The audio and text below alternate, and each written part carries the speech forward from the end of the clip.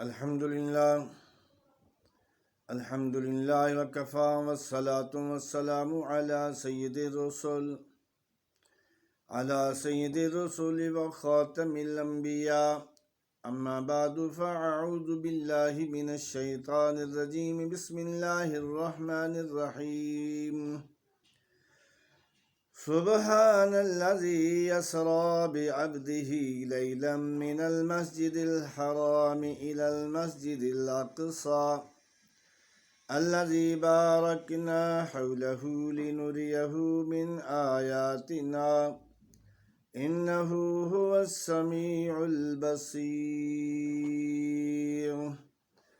صدق الله مولانا العظيم وصدق رسوله النبي الحبيب الكريم ونحن على ذلك لمن الشاهدين والشاكرين والحمد لله رب العالمين. محترم سامعین و حضرات، رجب المرجب کا مہینہ ہے.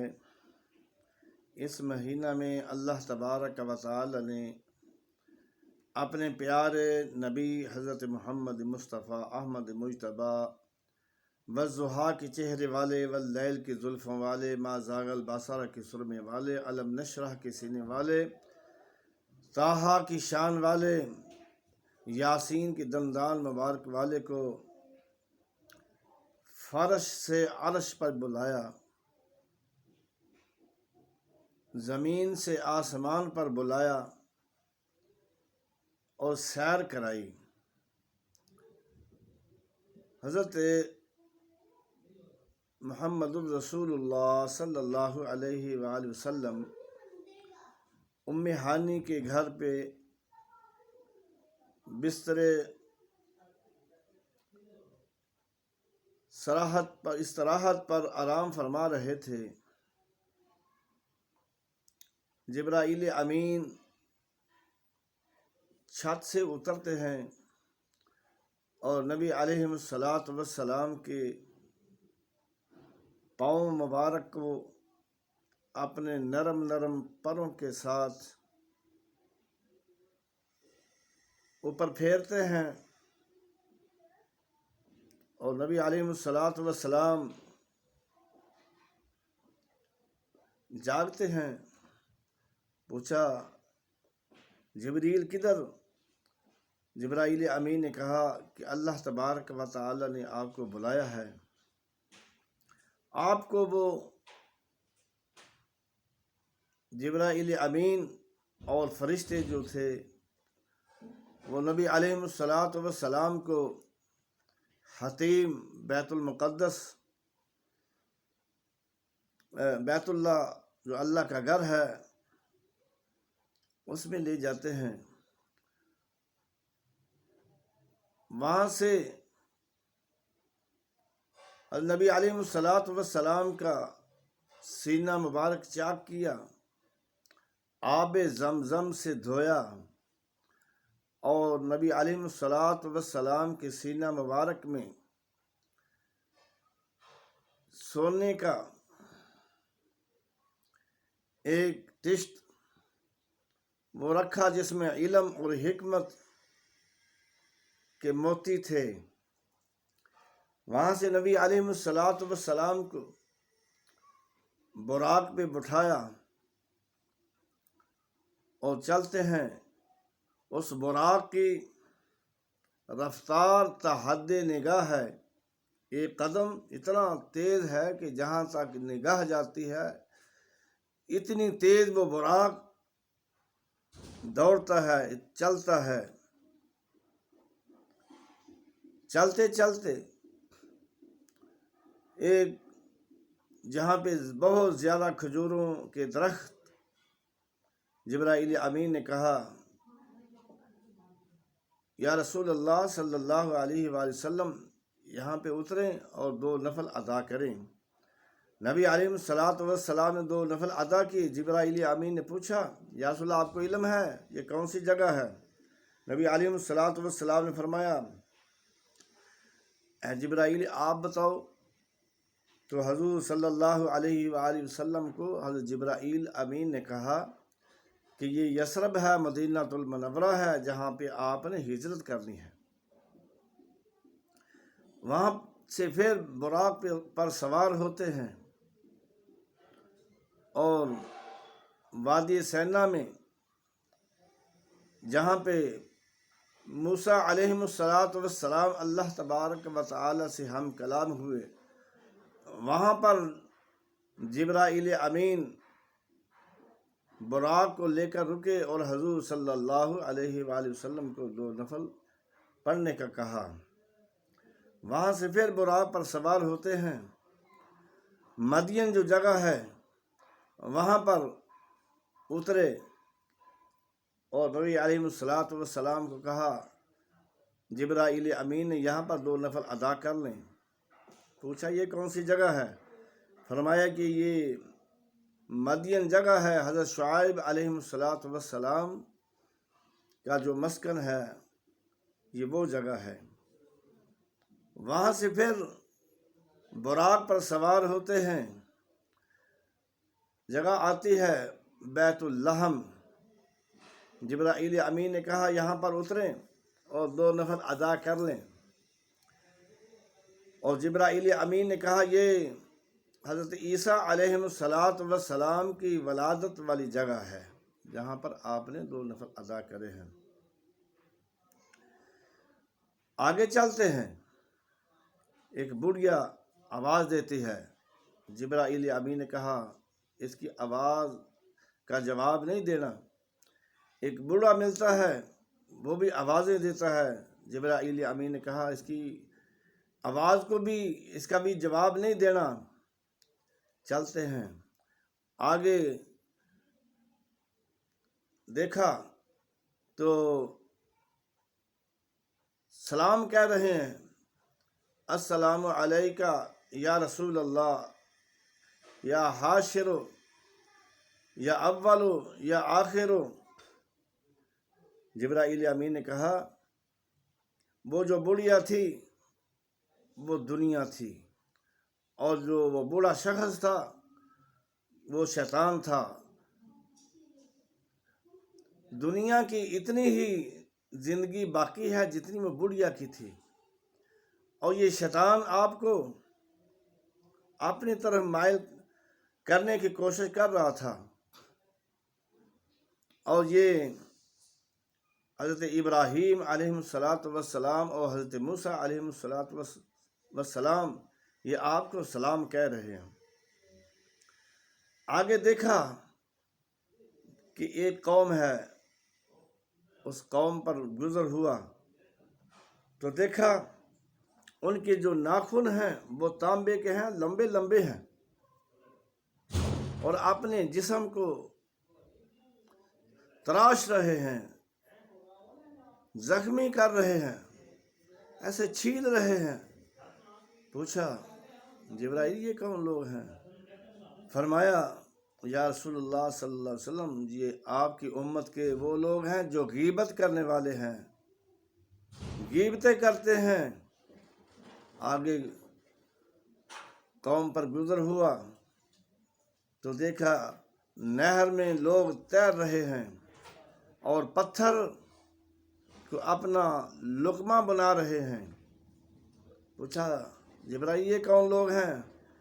فرمایا یا رسول اللہ صلی اللہ علیہ وآلہ وسلم یہ سود خور لوگ ہیں، دنیا میں مال و دولت اکٹھا جمع کرنے کی کوشش کرتے، لیکن آج ان کو وہ چیزیں جو ان کا مال تھا وہ کام نہیں آیا، بلکہ پتھر کھا رہے ہیں۔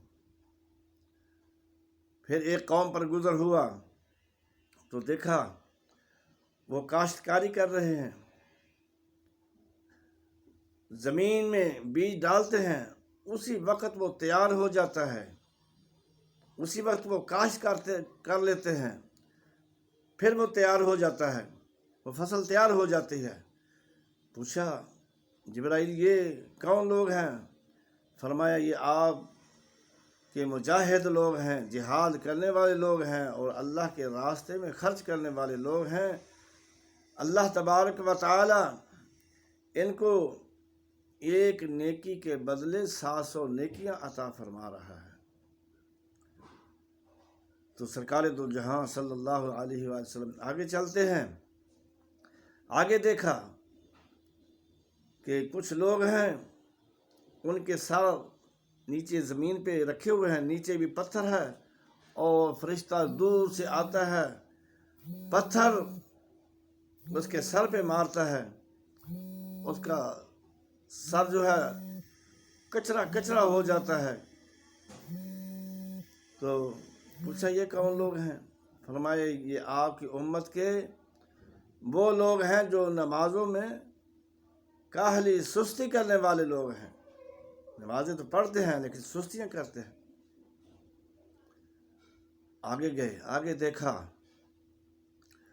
کچھ لوگ ایسے ہیں جنہوں نے اپنے جسم پر آگے پیچھے ٹاٹ پھٹے پرانے کپڑے اپنے جسم پر لٹکائے ہوئے ہیں۔ پوچھا یہ کون لوگ ہیں؟ ننگ دھڑنگ ہیں۔ فرمایا یہ وہ آپ کی امت کے وہ لوگ ہیں جو زکوٰۃ نہیں دیا کرتے تھے، اللہ کا حصہ نہیں نکالا کرتے تھے۔ آج دیکھو ان کے پاس وہ جس مال کی زکوٰۃ نہیں دیتے تھے وہ کام نہیں آئی، وہ پیسے کام نہیں آئے، ننگ دھڑنگ ہیں، یہ ٹاٹ وغیرہ یہ اپنی جسم پر انہوں نے لپیٹے ہوئے۔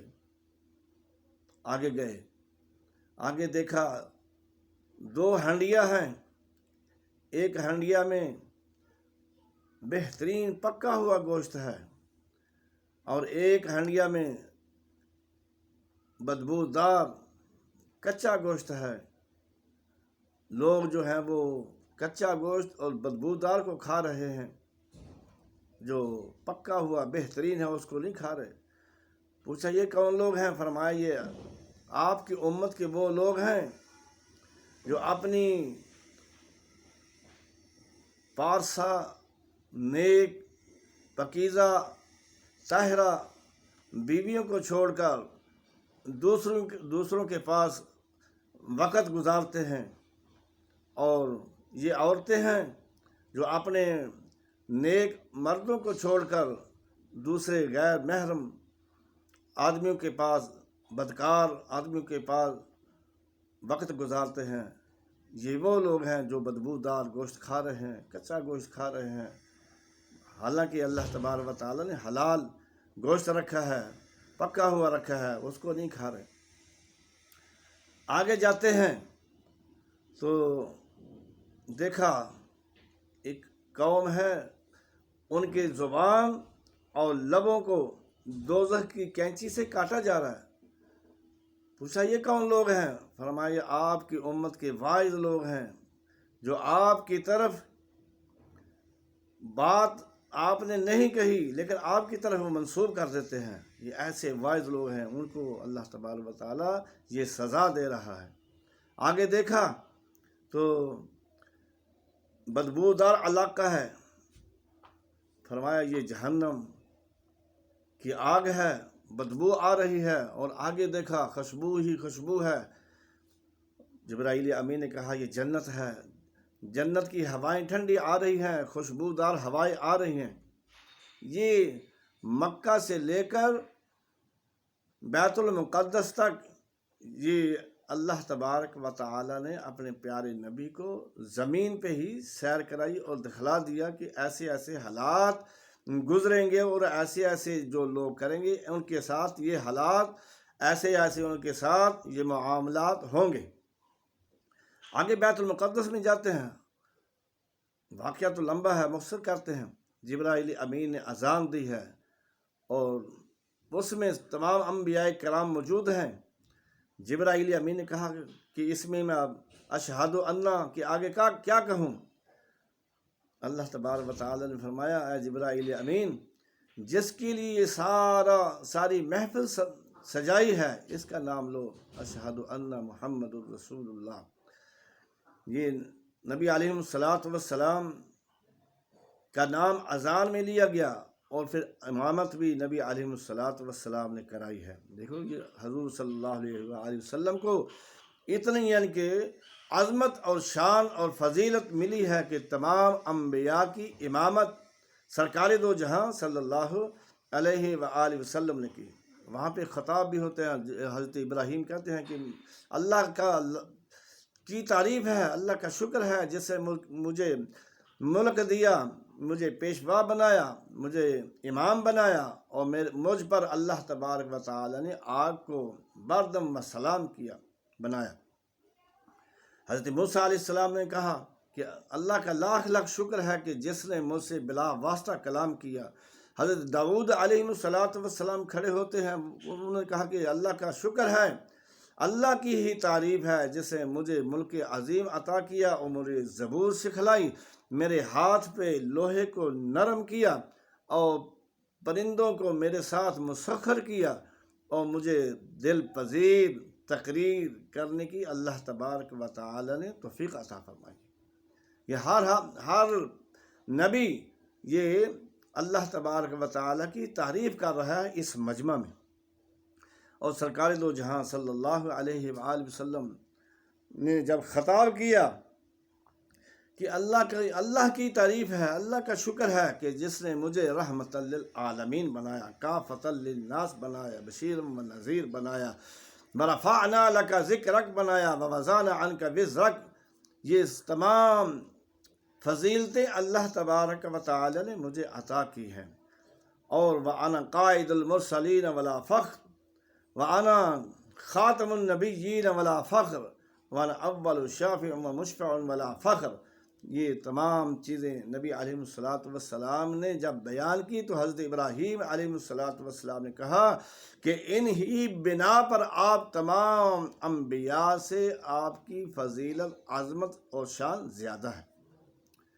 پھر وہاں سے پہلے آسمان پہ، دوسرے پہ، تیسرے پہ، ساتویں پر جاتے ہیں، پھر آگے ساتویں سدرۃ المنتہا سے آگے جاتے ہیں، رف پر سوار ہوتے ہیں، اللہ تبارک و تعالیٰ کہ ہاں جب پیش ہوتے ہیں تو سجدہ بجا لاتے ہیں، کلام ہوتا ہے، بلا واسطہ کلام بات چیت ہوتی ہے۔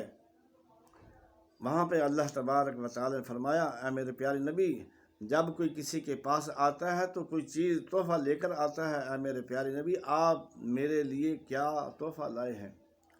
نبی علیہ السلام نے فرمایا، یا اللہ ہر چیز کا تو مالک ہے، خالق ہے، رازق ہے، ساری چیزوں کو تو نے بنایا، مجھے بھی تو نے بنایا، میں آپ کے پاس کیا تحفہ لے کر آتا؟ اللہ نے کہا کچھ تو پیش کرو۔ پھر قربان جائے نبی علیہ السلام کے، انہوں نے فرمایا، اے میرے اللہ، اے میرے خدا، اے میرے معبود، میں وہ چیز لے کر آیا ہوں جو تیرے پاس نہیں ہے،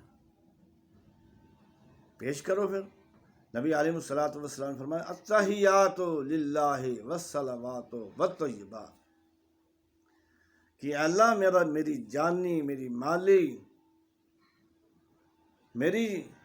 بھی، میری جانی بھی، میری زبانی بھی عبادت صرف اور صرف تیرے لیے۔ السلام علیکہ ایھا، اللہ تبارک و تعالیٰ نے فرمایا، اللہ بھی خوش ہو جاتے ہیں، السلام علیکہ ایھا النبی ورحمۃ اللہ وبرکاتہ۔ رب کریم نے اپنے پیارے نبی کو پھر سورہ بقرہ کی آخری آیت جو ہے، ربنا لا تؤاخذنا ان نسینا واخطانا ربنا ولا، یہ ساری یہ بلا واسطہ دی ہے، بغیر وحی کے دی ہے، ڈائریکٹ دی ہے، اور سورہ فاتح بھی ڈائریکٹ دی ہے۔ اور 5 نمازیں اتنی عظمت والی نماز ہیں، 50 دی تھی، پھر آتے جاتے 5 رہ گئیں۔ یہ 5 نمازیں بھی اللہ تبارک و تعالی نے اپنے پیارے کو عطا کی ہیں۔ جب واپس آتے ہیں بیت المقدس ہی واپس آتے ہیں، وہیں سے پھر براق پہ سوار ہو کے مکہ المکرمہ میں پہنچتے ہیں۔ حضور صلی اللہ علیہ وآلہ وسلم صبح ہی بیت اللہ کے ساتھ ٹیک لگا کر بیٹھ جاتے ہیں اور کہتے ہیں کہ اللہ تبارک و تعالی نے آج مجھے سیر کرائی ہے۔ کہاں سے؟ مکہ سے بیت المقدس۔ کوئی سر پکڑ کے بیٹھ جاتا ہے، کوئی تالیاں بجاتا ہے، کوئی مزاح کرتا ہے کہ ایسے کیا کون کر سکتا ہے، کون آ جا سکتا ہے؟ اس وقت یہ ہوائی جہاز وغیرہ تو نہیں تھے، تو باتیں بنا رہے ہیں، مجمع میں باتیں کر رہے ہیں، دیکھو ایسے کوئی کر سکتا ہے؟ یہ اکٹھے ہو کے چل جاتے ہیں حضرت ابوبکر صدیق رضی اللہ تعالی عنہ کے پاس۔ ابوبکر صدیق، اے ابوبکر یہ بتلاؤ، یہ جو آدمی کہے کہ میں بیت اللہ سے، مکہ مکرمہ سے بیت المقدس گیا ہوں، تو بتاؤ ایسا کوئی آدمی اور راتوں رات جا کر واپس بھی آ سکتا ہے؟ قربان جائے ابوبکر صدیق۔ پوچھا کون کہتا ہے؟ جس کے ساتھ تو دن اور رات لگا رہتا ہے وہی کہتا ہے، جس کا نام محمد ہے صلی اللہ علیہ وسلم۔ قربان جائے ابوبکر صدیق نے فرمایا اگر میرا محمد کہتا ہے تو وہ سچ کہتا ہے۔ یہ تھا معراج کا واقعہ۔ اللہ تبارک و تعالی ہم سب کو اپنے پیارے نبی کے ساتھ پیار اور محبت کی توفیق کرنے کی توفیق عطا فرمائے۔ یہ واقعہ تو لمبا ہے، انشاءاللہ پھر کسی موقع پر بیان کریں گے۔ رب کریم ہم سب کو اپنے پیارے نبی کے ساتھ پیار اور محبت کرنے کی توفیق عطا فرمائے، آمین۔ آخر دعوانا الحمدللہ رب العالمین۔